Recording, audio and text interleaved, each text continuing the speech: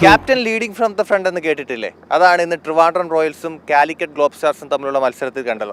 Abdul Basith wonderful innings. Thank you so much. എങ്ങനെ ഉണ്ടായിരുന്നു മത്സരം?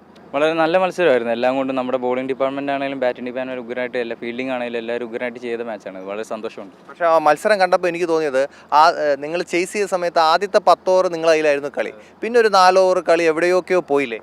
ചെറുതായിട്ട് അത് അറിയാം. ക്രിക്കറ്റ് ആകുമ്പോൾ എപ്പോഴും 2 ഓവറിലൊക്കെ ചിലപ്പോൾ അങ്ങോട്ടും ഇങ്ങോട്ടും കളി മാറിക്കൊണ്ടിരിക്കുക എപ്പോഴാണെങ്കിലും. പക്ഷേ നമ്മുടെ സ്ട്രെങ്ത്തിൽ വിശ്വസിക്കുക, നമ്മളതിൽ വിശ്വസിച്ച് ചെയ്തുകൊണ്ടിരുന്ന എപ്പോഴാണെങ്കിലും തിരിച്ചു വരും.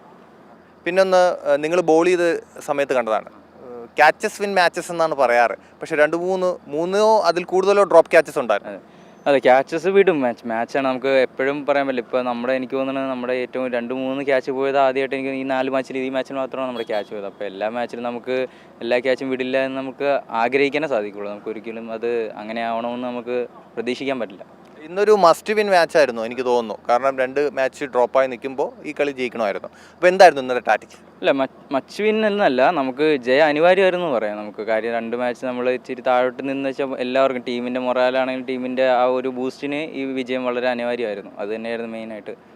ഇനിയുള്ള മത്സരങ്ങളിൽ എങ്ങനെയൊക്കെ ആയിരിക്കും നിങ്ങളുടെ കോമ്പിനേഷൻ?